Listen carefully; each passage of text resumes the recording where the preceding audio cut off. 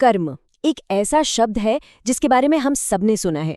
मतलब अच्छे काम का अच्छा नतीजा और बुरे का बुरा। लेकिन ये नतीजा मिलने में अक्सर बहुत देर हो जाती है ना।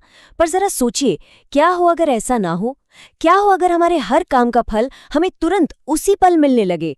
आज की इस प्रस्तुति में हम इसी सवाल की गहराई में उतरने वाले हैं। तो चलिए एक काल्पनिक दुनिया की सैर करते हैं। एक ऐसी दुनिया जहां हर एक्शन का रिएक्शन तुरंत होता है। किसी की मदद की और उसी पल अपने साथ कुछ अच्छा हो गया। किसी को धोखा दिया और सजा भी उसी पल मिल गई। कैसी होगी ये दुनिया? क्या ये एक परफेक्ट समाज होगा या कुछ और ही? तो चलिए इस आइडिया को समझने के लिए सबसे पहले कर्म की जो हमारी पारंपरिक समझ है उस पर एक नज़र डालते हैं और फिर देखते हैं कि ये जो इंस्टेंट कर्मा का नियम है वो इसे कैसे पूरी तरह से बदल कर रख देगा। तो पारंपरिक तौर पर कर्म को एक नैतिक बैलेंस शीट की तरह देखा जाता है। हमारे काम चाहे अच्छे हों या बुरे, वो बस जमा होते रहते हैं और उनका फल या कहें नतीजा हमें शायद इस जीवन में या फिर अगले जीवन में मिलता है। ये एक बहुत लंबी आस्था पर टिकी हुई प्रक्रिया है। यहाँ जो बात सबसे दिलचस्प है वो है इन दोनों के बीच का फर्क। एक तरफ है हमारा आज का डिलेड कर्मा जो विश्वास पर आधारित है और उसका फल कब मिलेगा ये किसी को नहीं पता। वहीं दूसरी तरफ है इंस्टेंट कर्मा जो एक फिजिकल लॉ की तरह काम करेगा, जिसे हर कोई देख भी सकता है और महसूस भी कर सकता है। मतलब समय और विश्वास का पूरा खेल ही पलट जाता है। तो चलिए अब उस दुनिया में चलते हैं जहां कर्म का फल तुरंत मिलता है। हमारी रोजमर्रा की जिंदगी और हमारा पूरा समाज इससे कैसे बदल जाएगा, आइए देखते हैं। इसे एक छोटे से उदाहरण से समझते हैं। मान लीजिए एक चोर ने भूख से परेशान होकर एक रोटी चुरा ली।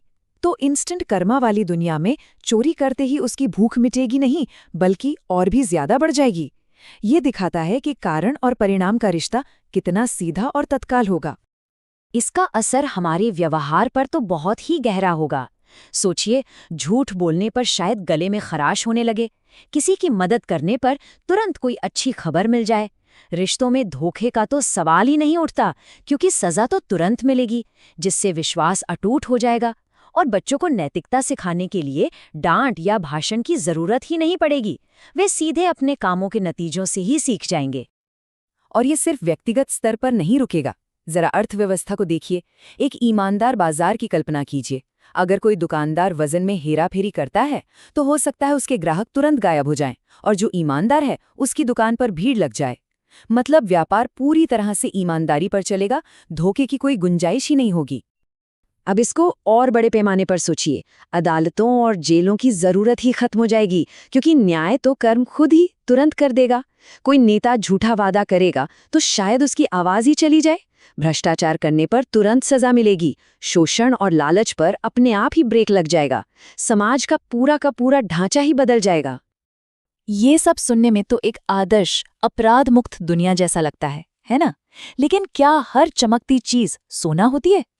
चलिए अब सिक्के का दूसरा पहलू भी देखते हैं, क्योंकि इस परफेक्ट दिखने वाली दुनिया की एक बहुत बड़ी कीमत हो सकती है। सवाल ये है कि क्या ये वाकई एक आदर्श दुनिया होगी या फिर ये एक ऐसी दुनिया होगी जहां इंसान की सबसे जरूरी चीज ही शायद खो जाएगी। और यहीं पर असली दुविधा सामने आती है। अगर सजा का डर हमें अच्छा काम करने पर मजबूर कर रहा है, तो क्या वो अच्छाई सच्ची है या वो सिर्फ एक मजबूरी है? हम इंसान तो गलतियों से ही सीखते हैं, पर अगर हर गलती की तुरंत सजा मिले तो कोई भी कुछ नया करने की हिम्मत ही नहीं कर पाएगा। और क्या हमारी दयालुता दिल से निकलेगी या सिर्फ सजा के डर से पैदा हुई एक मजबूरी होगी? ये लाइन इस समस्या को बहुत अच्छे से समझाती है। नैतिकता एक चुनाव होनी चाहिए, एक मजबूरी नहीं। अगर अच्छे काम अपने आप होने लगे क्योंकि बुरा करने का ऑप्शन ही दर्दनाक है, तो क्या एक इंसान और एक प्रोग्राम किए हुए रोबोट में कोई फर्क रह जाएगा? तो हम इस सवाल पर आकर रुकते हैं कि कर्म के फल में जो ये देरी होती है, वो हमारे सिस्टम की कोई कमी है या फिर शायद एक छिपा हुआ तोहफा? ये एक बहुत गहरा सवाल है जिस पर सोचना जरूरी है। क्या अच्छाई की कोई कीमत है अगर उसे चुनने की आज़ादी ही न हो? अगर अच्छा बनने के अलावा कोई और रास्ता ही न हो, तो क्या वो अच्छाई सच में अच्छाई कहलाएगी?